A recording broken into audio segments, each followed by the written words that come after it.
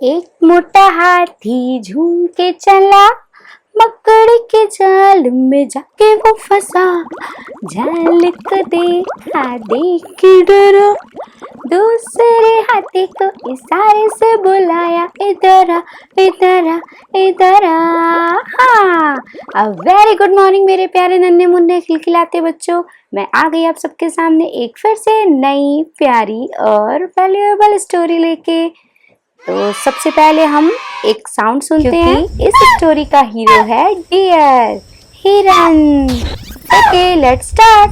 बहुत पुरानी बात है, एक विशाल जंगल में बहुत सारे पशु पक्षी रहते थे और उनके बीच एक चमकीला नाम का नेक हिरण भी उनके साथ रहता था।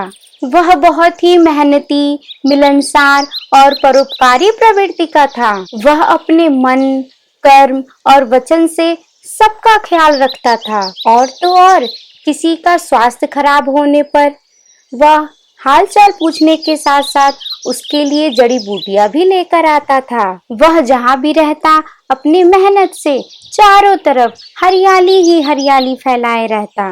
लेकिन एक दिन ऐसा हुआ कि चमकीला स्वयं ही बीमार पड़ गया। उसे बुखार ऐसा चढ़ा कि उतरने का नाम ही नहीं ले रहा था। उसने स्वयं जड़ी बूटियां तो खाई लेकिन उसको कोई आराम नहीं हुआ। उसकी बीमारी की खबर सारे जानवरों को हो गई थी लेकिन उसे देखने के लिए कोई नहीं आया। तब उसका मन अधिक मुरझा गया, उसे उठा भी नहीं जा रहा था। लेकिन फिर भी चमकीला थोड़ी सी मेहनत दिखाई, थोड़ी सी हिम्मत दिखाई और उठकर कुछ देर आगे चला तो देखा कि उसके इलाके में दो हिरन आकर घास खा रहे थे और वे जब चमकीला को देखे तो मुस्कुराते हुए बोले, अरे चमकीला, कैसी है तुम्हारी तबीयत? हम तो तुमसे ही मिलने आए हैं, तुम्हारा हाल चाल ही जानने आए हैं। हमें पता चला कि तुम्हारी तबीयत बहुत खराब है। अब बताओ तुम्हारी तबीयत कैसी है? तबीयत में कुछ फर्क नहीं आया है, अब कोई मुझे दूसरी ही दवा लेनी पड़ेगी। हाँ हाँ, अच्छी दवा लेना, तुम अपना जरूर ख्याल रखना। चलो अब हम चलते हैं। चमकीला लौटकर जाने लगा और फिर से ये दोनों हिरन चमकीला के इलाके की हरी हरी घास को खाने लगे। वे दोनों हिरन आपस में बात करते हुए कहते हैं कि मैंने जितना सुना था इस जगह के बारे में, ये उससे भी अच्छा है। चमकीला अपने इलाके को तो बहुत हरा भरा बना के रखा है। चमकीला ने तो अपना बहुत अच्छा गुलशन सजाया है। देखकर और खाकर तो तबीयत हरी हो गई। आज पेट भर खा लिया मैंने, कल फिर चमकीला से मिलने के बहाने आऊंगा और फिर से पेट भर खा के ही जाऊंगा। मुझे चमकीला की तबीयत से क्या फर्क, मुझे तो ये हरी हरी हरियाली अपनी तरफ खींच लाई है। मैं भी तुम्हारे साथ आऊंगा और हरी हरी घास को फिर से खाऊंगा। जब दोनों हिरनों का पेट भर गया तो वो वहां से अपने इलाके में चले गए और वहां जाकर और सारे अपने मित्र दोस्त से बताने लगे और चमकीला के इलाके की हरी हरी घास के बारे में तारीफ करने लगे। अरे भाई, यहाँ तुम सूखी घासें खा रहे हो, जाओ चमकीला के दरबार में, वहाँ तो हरियाली ही हरियाली है।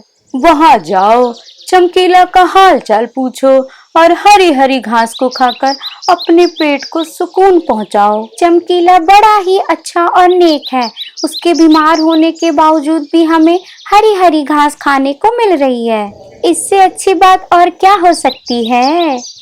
तब क्या, बहुत सारे हिरनों की टोली बन गई और वो सारे चले गए चमकीला से उसकी हाल चाल पूछने के लिए। पहले तो चमकीला को देखकर बहुत खुशी हुई कि इतने सारे लोग उसका हाल चाल पूछने आए हैं। लेकिन कुछ ही देर बाद जब उसने यह नज़ारा देखा तो उसका सिर ही चकरा गया। आपको पता है ऐसा क्यों हुआ? क्योंकि सारे हिरन उसके इलाके की घास खाने में ही जुटे पड़े थे। कुछ हिरन तो फल भी खा रहे थे, उनके पास इधर उधर देखने तक का मौका नहीं था। बेचारा चमकीला के मन में ये बात आने लगी कि ये लोग तो मेरे पास 2 घड़ी भी नहीं रुके और घास खाने में जुट गए, और यही हाल रहा तो मेरे इलाके की तो सारी घास ही खत्म हो जाएगी।